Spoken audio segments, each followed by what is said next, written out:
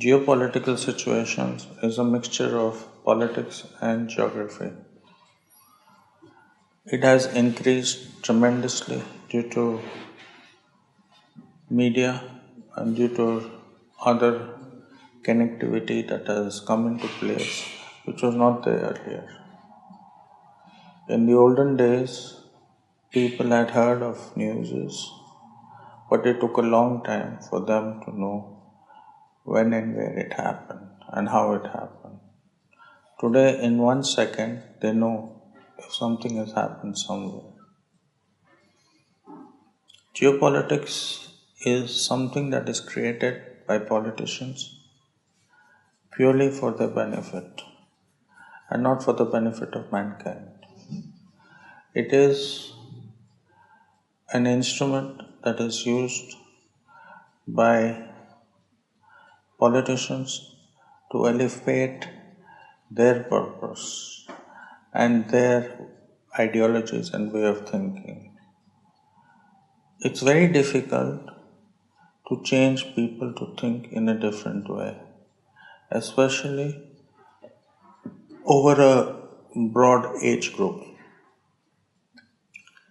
The older segment of population has been very narrow minded in its way of thinking. The younger segment of population is more flexible, and the middle population is so busy working and so busy occupied that it accepts anything and everything that the media tells it. They don't use the logic or their intelligence. There's a big difference in logic and there's a big difference in intelligence. But we haven't sharpened our skill when to use logic and when to use intelligence. Intelligence is something that we all have born with. We all have a memory. We all have a short term memory. We all have a long term memory. We all know what is right and what is wrong. But we also have instinct. And with this instinct, we understand that logically this is wrong and logically this is right. So, to sharpen our instinct, we need to have experience and we need to have time. Now, people can travel all over the world and people can go through various civilizations and various communities very fast. But the purpose of going from one country to another country is purely based on an agenda. It's not going to be able to encourage the instinct or make their instinct become better. In my view, the sharper your instinct, the sharper your intelligence. If you feel that your instinct says this is not correct, never do it. It's more powerful than your intelligence saying it's not correct. Instinct is the guiding factor for all animals. Instinct is all the guiding factor for all plants. Instinct is the guiding factor for nature.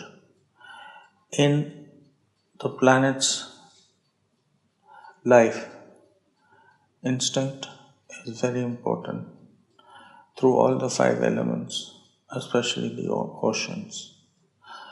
While we burn the oceans with all the garbage that we are throwing in, it is silently working for us, cleaning it. While the snows are melting at the Arctic and Antarctic, it is again getting more ice. There is abundance in nature. There is no shortfall of nature. Our planet is now at 7 billion, and we are going to cross 10 billion by 2050.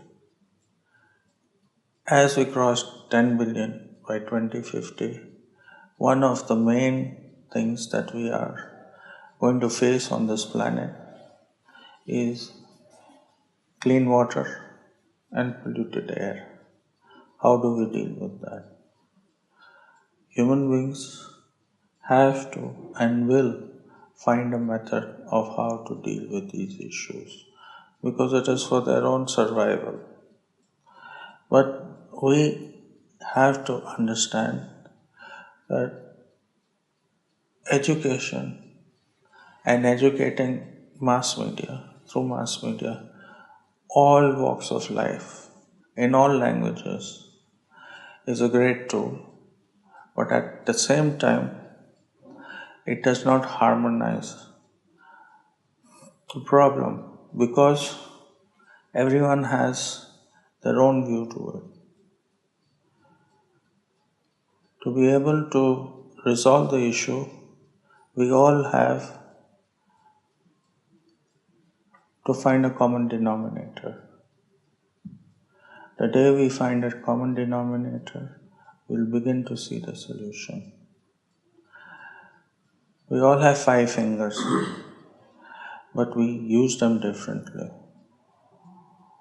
When we count on the 5 fingers, some count it from left to right, some count it from right to left.